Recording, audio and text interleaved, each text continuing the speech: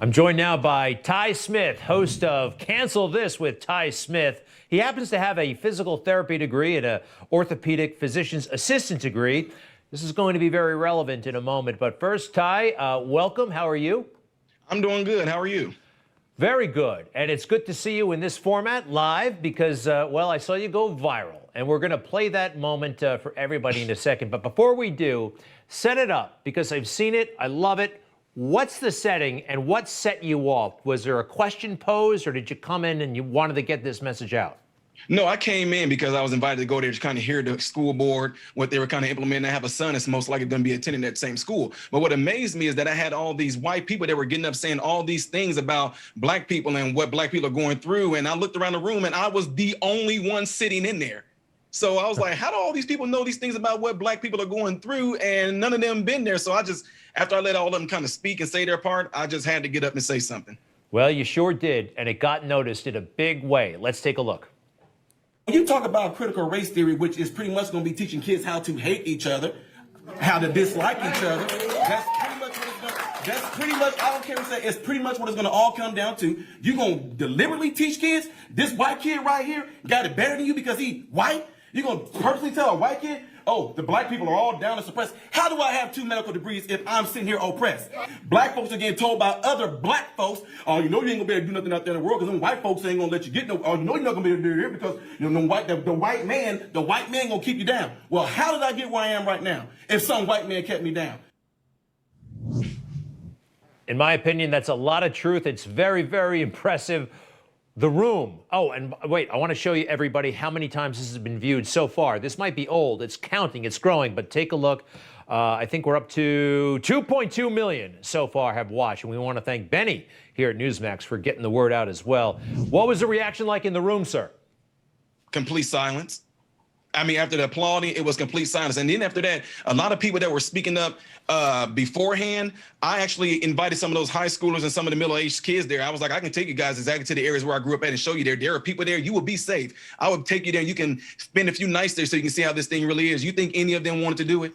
No, all they want to do is get what they call the clout or whatever for saying we're out here with the people, we're with the black people, we're standing with them. No, they're not. I mean, I'm calling it out. It's a complete fake. They're not doing any of those things they claim that they're doing. Just because you're out there marching with black people does not mean you are actually in those neighborhoods helping black people at all. It's just all a farce. It's just all to make themselves look good and feel good about saying, well, you know, by me being white and this going on, I'm supporting them. So that shows that I'm not racist. That shows it's not showing anything. All it's showing is that you are fake. And I'm just calling them what it is. I came from that stuff, so I know fakeness when I see it. So apart from not being able to, not genuinely helping, they're also kind of running with this idea that they deep down are oppressors and that they've kept black people back. Right? I mean, that's kind of like the assumption they're going in with.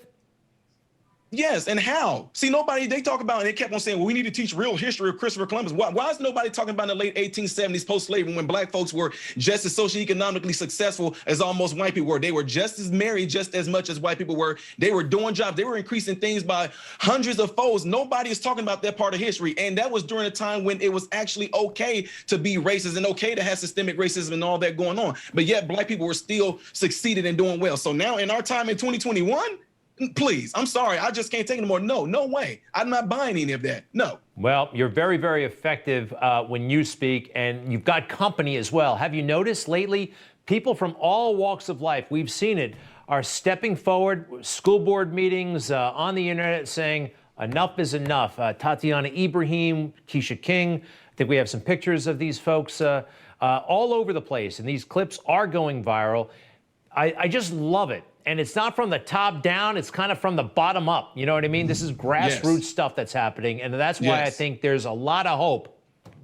It is, sir. I'm telling you right now, America, listen to me. We are not divided. We are not divided. The reason why they are doing this is because the fact that we are united. The reason why they're trying so hard to do this is because the fact that America is united, and Americans just need to stand up and show that we absolutely 100% are united. If we were not united, they wouldn't be trying to fight so hard to divide us. They started with just peacefully protesting and all this stuff like that, you know, mostly peaceful when all this violence going on. So they got the adults already separated, trying to separate them by race. And now they want to trickle it down there into the children with critical race theory. It's just a move by the evil person. I'm not talking about no left side nor nor right side. It's just whoever is behind all this is complete evil. I'm not for the left side. I'm not for the right side. I'm from the upside. That's it. And I'm just calling it like it is, plain and simple. You know, I never thought of it that way, but we are united. They want to take us apart. I was kind of like, I feel, you know, we're apart if you look at the internet. You're apart if you watch a lot of the fake news. But I think you're onto something, very much so, Ty. I want to show you this. President Trump wrote an op-ed for Real Clear Politics, and let's go through it if you don't mind. I think you'll agree with his take.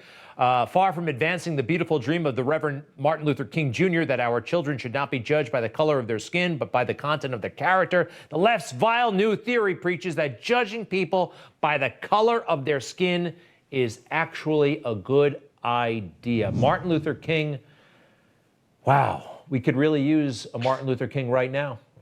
We have him. I'm one of them. I'm sorry. I mean, I can't just stand back and just do nothing anymore. I can't stand back and not say anything anymore. I'm out there. I'm for America. Americans, we are absolutely united. We are not going to let this happen to our country. Do not be scared to speak up and speak out, because we have to do this for the future of our children. Human beings seem to be one of the few species that don't put their life on the line to protect their children. And that's what we need to do. We need to protect our children.